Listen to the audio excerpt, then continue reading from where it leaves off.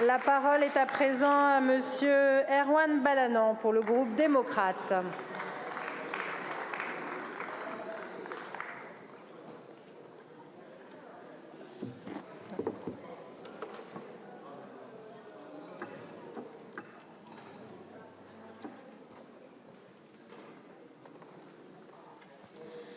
Madame la Présidente, Monsieur le garde des Sceaux, Monsieur le rapporteur, mes chers collègues, une nouvelle loi est-elle vraiment nécessaire?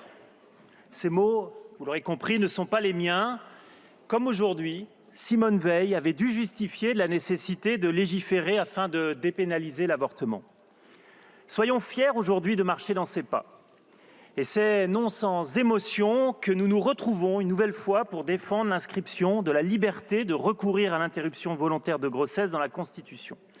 Je suis heureux pour toutes les femmes, mais aussi pour tous les hommes de ce pays que nous en débattions aujourd'hui. Mais quelle humilité cela impose, quelle dignité cela demande. Et j'espère que nous saurons collectivement la voir, tant le sujet est important, tant il touche l'intimité des femmes. N'oublions pas ce que cela signifie aussi, et hier comme aujourd'hui, il nous faut justifier la défense de ce droit et la nécessité d'en garantir sa protection. Le 24 novembre 2022, 32 voix ont voté contre la constitutionnalisation de l'IVG. 32 voix. Sous couvert d'une soi-disant meilleure protection des femmes et de leurs intérêts, tous les arguments avancés n'ont en réalité que pour objet de limiter ce droit. Cela interroge, cela effraie et cela illustre malheureusement que ce droit que nous pensons essentiel et inaliénable n'est pas hors d'atteinte, y compris dans nos démocraties. Cela justifie d'autant plus l'impérieuse nécessité d'inscrire ce droit fondamental dans la Constitution. Car oui, les anti-IVG sont bien toujours présents et vindicatifs dans notre pays. Alors ne soyons pas dupes et agissons. C'est ce que nous avons commencé à faire d'ailleurs, et je tiens à rendre hommage à tous les groupes parlementaires qui, collectivement, de façon transpartisane, ont fait que ce sujet arrive aujourd'hui sur la table. Le 24 novembre 2022, notre Assemblée a adopté à une large majorité transpartisane une proposition de loi constitutionnelle garantissant aux femmes l'effectivité de l'IVG ainsi que son égal accès. Le 1er février 2023, le Sénat adopte à son tour cette proposition de loi avec une nouvelle rédaction. Le texte qui nous est proposé aujourd'hui est le fruit d'un équilibre entre nos deux positions, retenant les mots « interruption volontaire de grossesse » afin de ne laisser substituer aucune ambiguïté, consacrant l'existence d'une liberté et reconnaissant le Parlement dans l'établissement des conditions dans lesquelles s'exerce cette liberté garantie par la Constitution. L'arrivée sur nos bancs de ce projet de loi constitutionnelle est le véhicule législatif que nous attendions. Elle marque ni plus ni moins la volonté du gouvernement, de la représentation nationale, d'aller au bout de ce processus législatif grâce à un vote des parlementaires qui seront réunis en congrès. C'est une aspiration de toute la société. Plus de 80% des Françaises et des Français souhaitent cette constitutionnalisation. Alors si Simone Veil avait malheureusement dû s'excuser d'être une femme devant une assemblée presque exclusivement composée d'hommes, je ne m'excuserai pas aujourd'hui d'être un homme défendant la liberté de recourir à l'IVG. D'une part parce que c'est un honneur de le faire devant de très nombreuses femmes désormais assises dans cet hémicycle, et vous l'avez rappelé, Madame Berger, c'était impossible il y a 50 ans.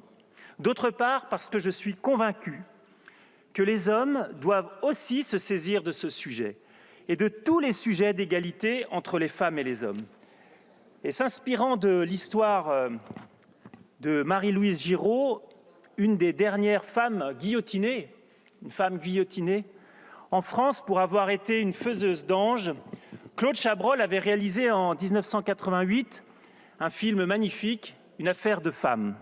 Aujourd'hui, nous pouvons dire que ce n'est pas seulement une affaire de femmes, ni même une affaire de genre, mais bien une affaire de société. Je crois fermement qu'il est de notre rôle de législateur, mais avant tout de citoyens et de citoyennes, de nous prononcer résolument pour la constitutionnalisation de l'IVG.